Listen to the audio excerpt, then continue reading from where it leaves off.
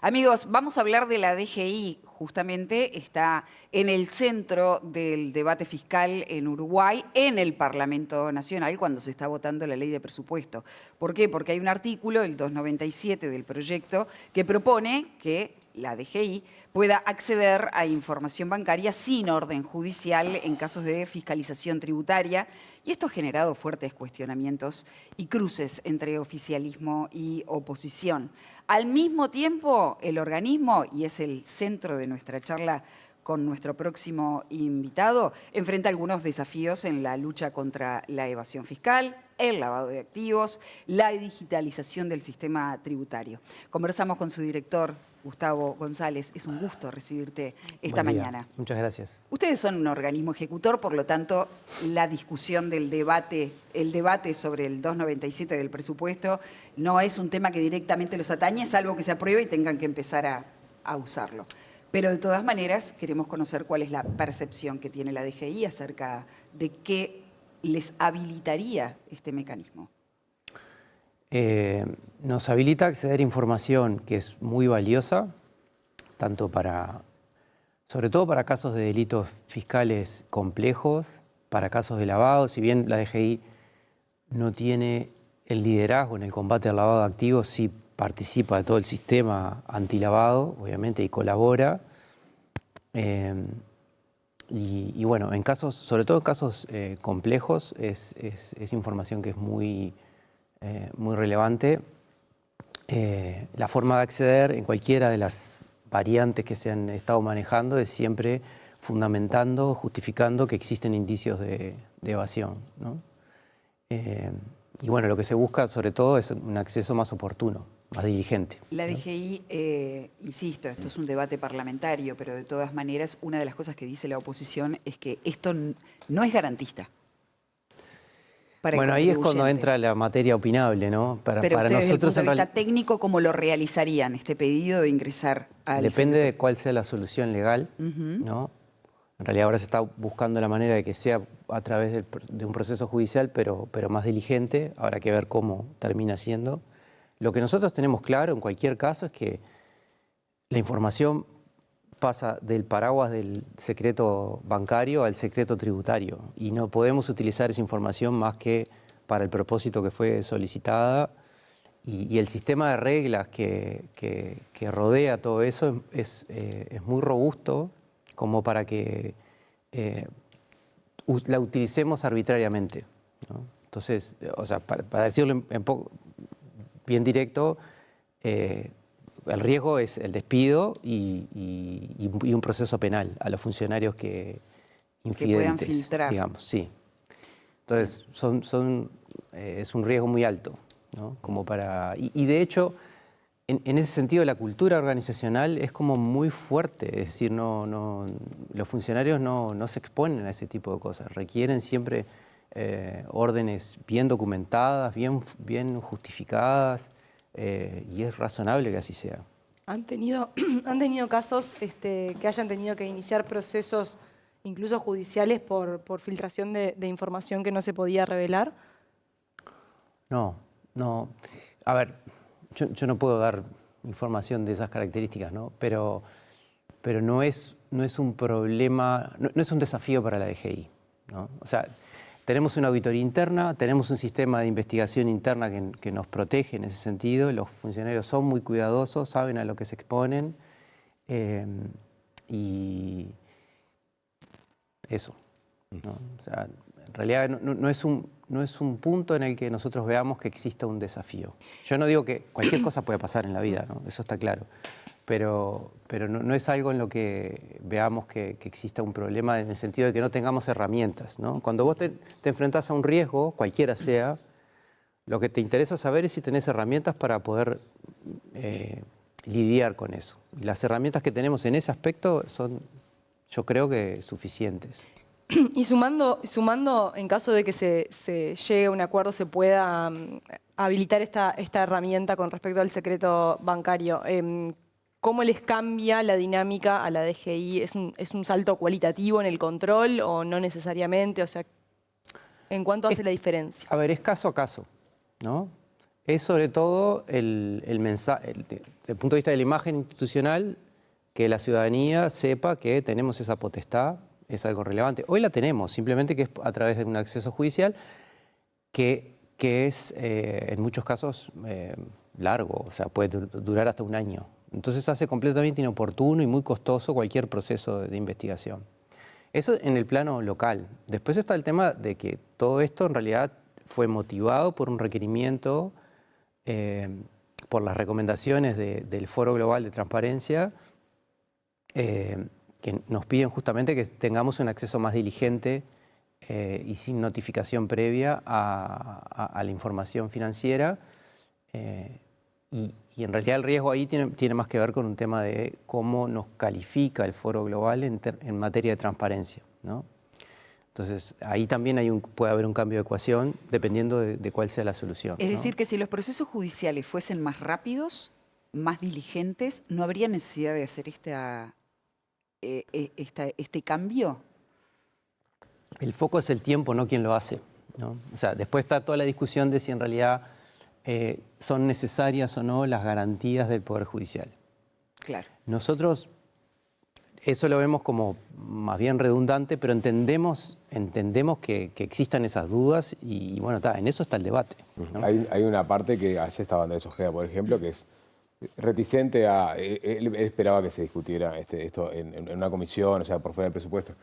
Pero volví sobre el tema de que eventualmente esto lo hace el gobierno y lo apura en un presupuesto justamente porque tiene una necesidad de recaudación que va atada en todo caso a lo que vamos a hablar más adelante con la eficiencia recaudatoria.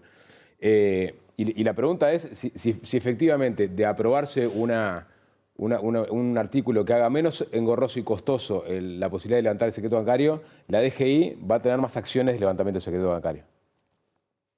Más seguramente sí, porque al ser más diligentes hay oportunidad de utilizarlas, vaya la redundancia, de forma más oportuna, ¿no?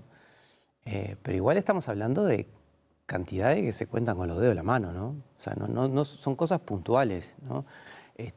No estamos, por eso decía que no juega tanto en la estrategia de la administración tributaria respecto de cómo quiere combatir la evasión. Es un elemento más, es un elemento relevante, pero yo creo que hoy lo que en todo caso está más en riesgo tiene más que ver con cómo nos ve el mundo en materia de transparencia, ¿no? Nosotros contestamos algo así como 100 requerimientos internacionales de acceso a información financiera por parte de otros fiscos, ¿no? ¿Por año? Sí, sí. ¿Y son de montos elevados? ¿De evasiones elevadas? Eso no... Sí, en realidad sí. Depende para quién. Sí, es adjetivarlo, pero sí. A ver, son casos que se persiguen a nivel internacional, ¿no? Claro, no es el ferretero que no pagó ese mes, la DGI, No. claro. Y ante esos casos ustedes no pueden responder, digamos, se quedan sin información No, para proporcionar, respondemos, porque en realidad los acuerdos internacionales de intercambio de información nos obligan a responder y los fiscos que también forman parte de ese sistema de transparencia global están obligados a responder si nosotros reclamamos. Nosotros lo hacemos con menos frecuencia porque Uruguay, como tiene renta territorial en la mayor parte de su sistema tributario, lo hace con menos frecuencia, ¿sí? Pero otros países que tienen renta mundial, es decir, independientemente de sus residentes, independientemente de dónde tengan sus actividades económicas, tributan en el país donde residen, hay más interés de otras administraciones por acceder a esa información, ¿no? Claro. ¿Y Gustavo. cuáles serían, perdona, plazos acordes, digamos, para tener un proceso más eficiente? Vos hablabas de que cuando se le pide a la justicia el levantamiento del secreto bancario puede llevar hasta un año. ¿Qué esperan que en cuánto tiempo se pueda resolver una cuestión así? Depende mucho de cada situación, ¿no? Y de la profundidad de las auditorías, ¿no? Hay auditorías que demoran 30 días, otras 60, otras 180 días, pero en todo caso, 180 es como... Hay auditorías que duran un año, ¿no?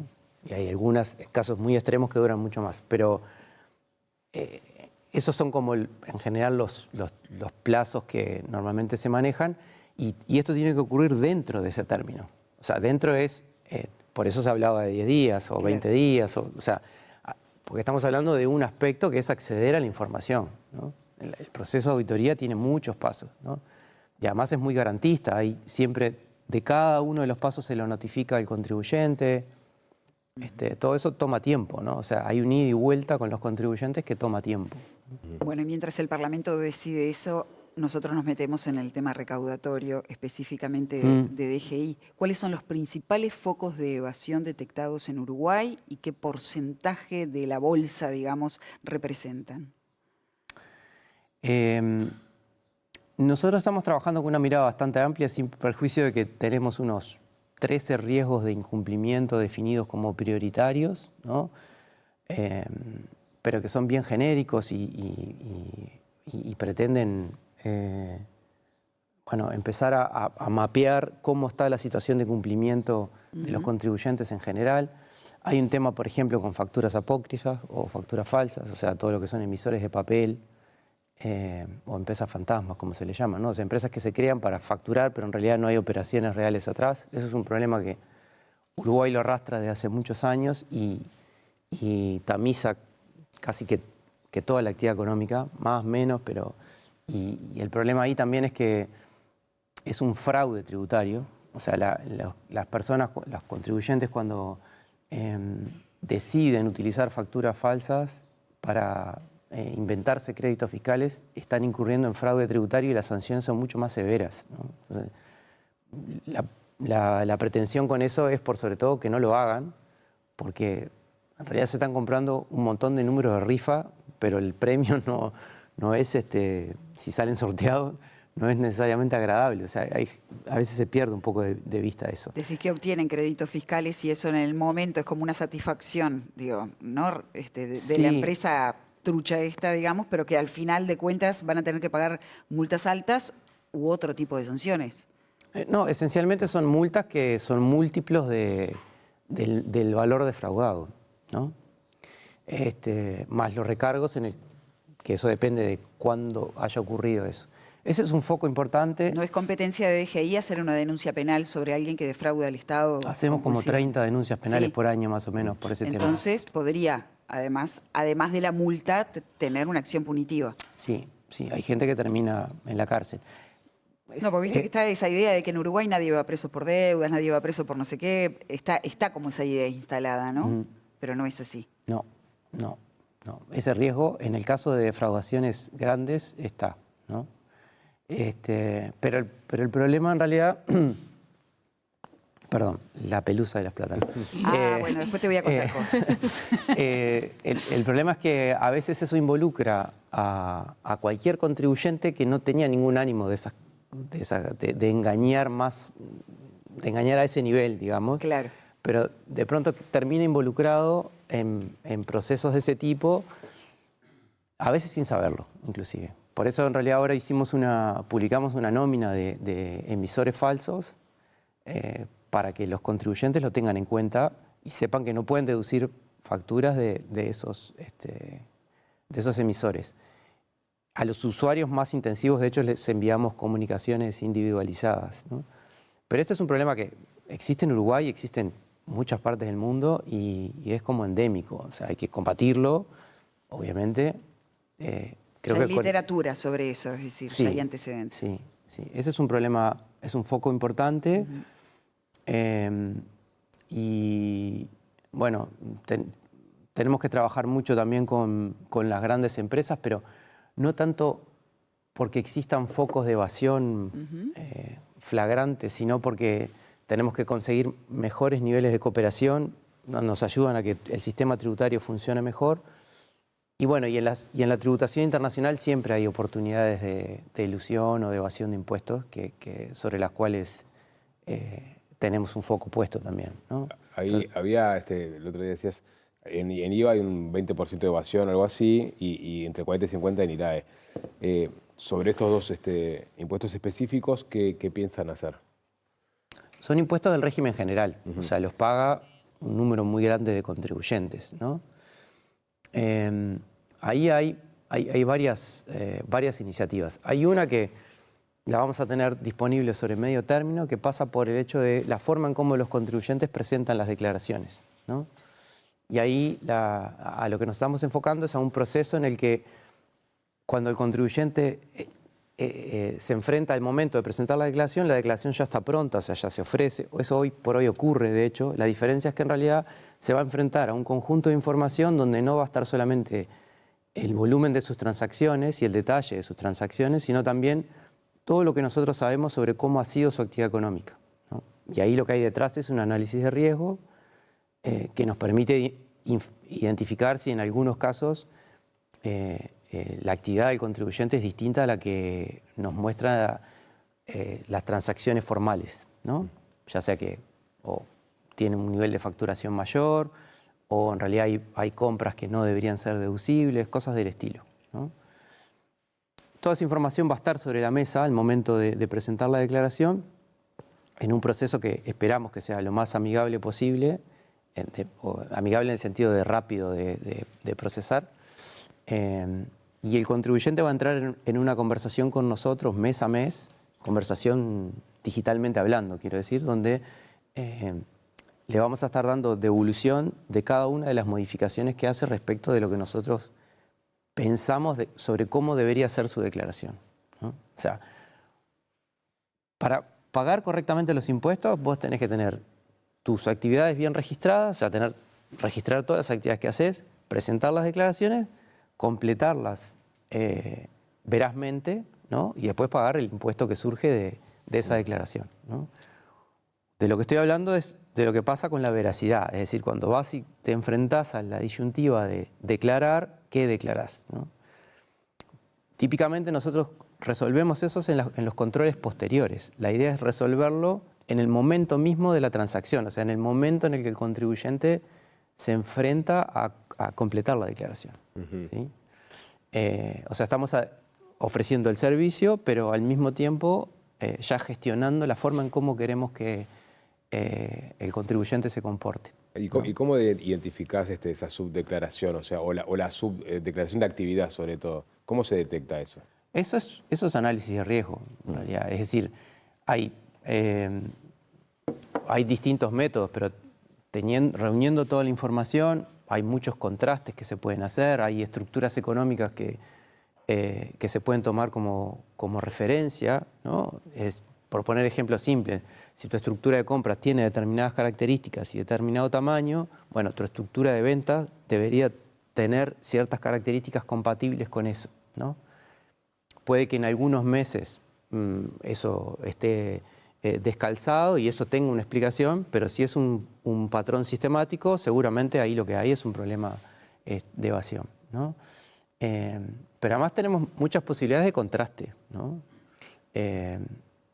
Con la actividad de terceros, con sus pares, con sus semejantes, quiero decir, con información que solicitamos de manera específica. Hay muchas maneras de hacerlo, pero lo que estamos construyendo es un proceso de análisis de riesgo que es sistemático. Sistemático es, bueno, hay un conjunto de indicadores que están disponibles para poder evaluar la situación del contribuyente en cada momento y en función de eso tomar una decisión reglada, ¿no? O sea, son decisiones automáticas, no es que estamos hablando de miles de contribuyentes, sobre qué le ofrecemos en la declaración, ¿no? Hablabas en una entrevista con La Diaria que el 98% de lo que recauda la DGI es a partir de contribuyentes que lo hacen de manera voluntaria. Sí. Y un 2% es lo que ustedes salen a intimar, digamos. Parece ser bastante ineficiente la DGI en convencer a los evasores o a los que están en falta de que se pongan al día, ¿no? Con estos datos. Bueno, no es la forma en cómo lo vemos. Eso es un poco un estándar internacional. O sea, el porcentaje que se obtiene por controles, te diría que varía entre 1 y 3, 4%, más o menos, a nivel mundial, ¿no? O sea, podrían mejorar un poco, pero no tanto más de lo que... Sí, y es hasta discutible medir el desempeño de una administración tributaria por el resultado de sus controles. Porque, de hecho, en el fondo lo que querés cuando... los controles tienen un propósito que es corregir la conducta del contribuyente, no necesariamente recaudar, ¿sí? Deseablemente quisiéramos que cada vez que controlamos no encontramos nada, ¿no? Porque eso quiere decir que los contribuyentes están cumpliendo, ¿sí? Entonces, si tu trabajo está hecho cada vez mejor, lo que debería ocurrirte es que cada vez el rendimiento de los controles sea más pequeño. ¿Se entiende el razonamiento? Entonces, por eso es que decimos que la estrategia de mejorar los ingresos fiscales por la vía de disminuir la evasión implica trabajar mucho en cumplimiento voluntario. Pero cumplimiento voluntario no quiere decir que lo que espontáneamente el contribuyente va y paga, sino está condicionado. Está condicionado porque mira y ve si los demás cumplen o no cumplen, eso condiciona tu decisión. Está condicionado por el costo de cumplir, o sea, cuánto le cuesta completar una declaración, ir y pagar. Está condicionado obviamente por su situación financiera, naturalmente. Y también por el conjunto de reglas y de cómo es el procedimiento que hace que de pronto pagar impuestos, o sea, la decisión de pagar impuestos sea evadible o no, ¿no? Eso no es igual para todo el mundo dependiendo de cómo sean las transacciones. No es lo mismo para un trabajador que para un profesional independiente o para alguien que vende a consumo final o para alguien que vende todo a empresas, donde hay oposición de intereses por el descuento del IVA. O sea, en la economía se dan como situaciones diferentes por las características de las transacciones que hace que los incentivos a evadir y las oportunidades de evadir sean distintas, ¿no? Entonces, cuando nosotros vamos cerrando esas brechas, mejoramos el cumplimiento voluntario. No es que lo controlamos, es simplemente que las condiciones en las que se produce el cumplimiento cambian y mejoran. Lo ha dicho el ministro Done, también lo has dicho tú, que hubo cierta relajación en los controles de la DGI en la administración pasada, que se explican por diversos motivos, entre otros la pandemia, pero preguntarte, ¿en qué indicadores se reflejó, en todo caso, ese relajamiento? Creció un poco la evasión de IVA. La evasión de IRAE sigue siendo alta.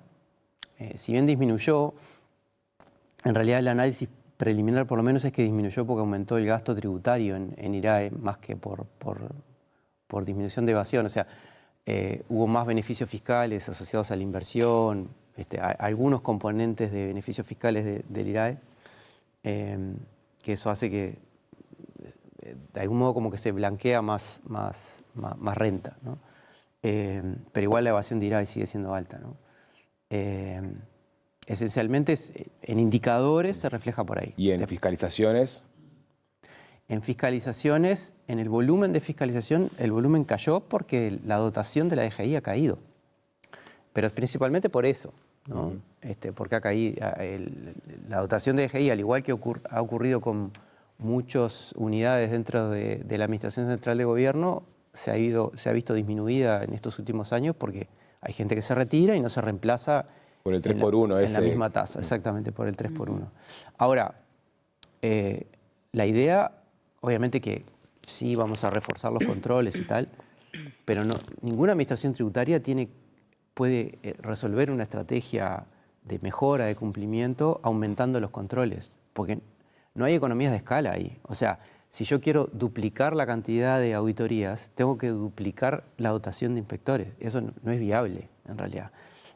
Y estamos hablando de que este tipo de acciones que pretendemos hacer multiplican por 30, por 50 el alcance de lo que hacemos, ¿no?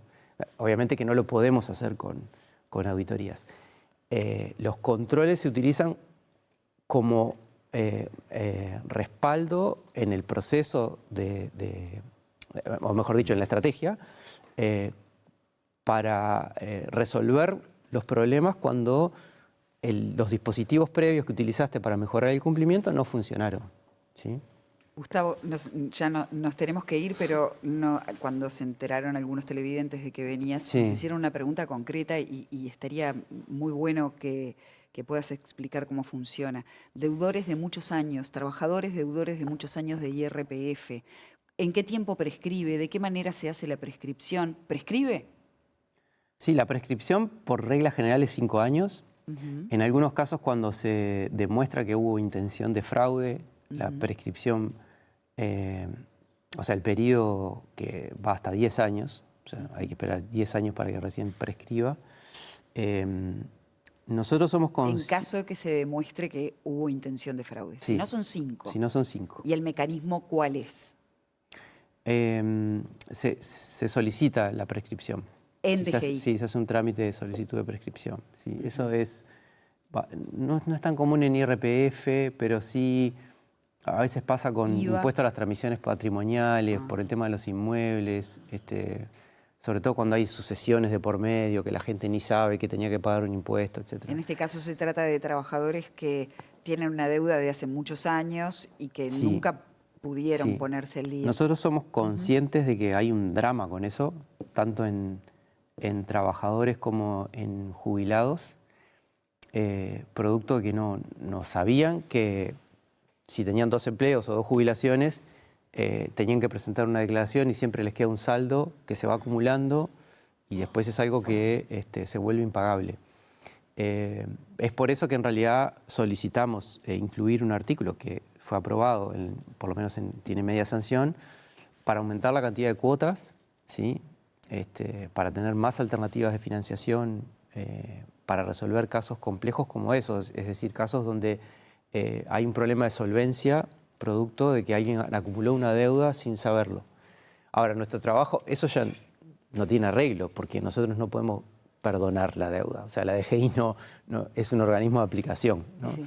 En lo que sí tenemos que trabajar es que en eso no vuelva a ocurrir. Es decir, en no permitir que suceda, Y darle las eventualmente, condiciones a las personas para que... Y eventualmente puedan pagar esa deuda de manera... No, por supuesto. Eso respecto de los problemas ya que Claro. ya están sobre la mesa, quiero decir. O sea, las Caliente deudas avise que ya con tiempo, existen. decís también. ¿Perdón? Caliente avise con tiempo de que estás acumulando una deuda gigante. Exactamente, o directamente perfeccionar los sistemas de retenciones para que no acumulen saldos a pagar. Porque el problema ahí ni siquiera es un problema de evasión, es un problema de que, bueno, estrictamente es evasión, pero De no pagan priorización, el de saldo repente. que les queda. Claro. En muchos casos me consta porque no se enteran. Es cierto que la ley dice que la responsabilidad Es del la tiene el contribuyente. ciudadano respecto de cualquier norma y la tiene el contribuyente respecto de las obligaciones tributarias. Pero yo creo que como administración tributaria tenemos que hacer un esfuerzo mayor para que el contribuyente se entere y se entere a tiempo y no se enfrente a estas situaciones que en algunos casos me consta son dramáticas y los funcionarios lo saben. Muchísimas gracias por haber venido. En ustedes. todo caso, si se llega a aprobar lo del secreto bancario, volvemos a conversar. Y Sí, si no- ahí seguramente en otras condiciones, superado Exactamente. el proceso político. Exactamente. Muchísimas gracias, Gustavo. Bueno, nos A vamos ustedes. con Virna a Exterior.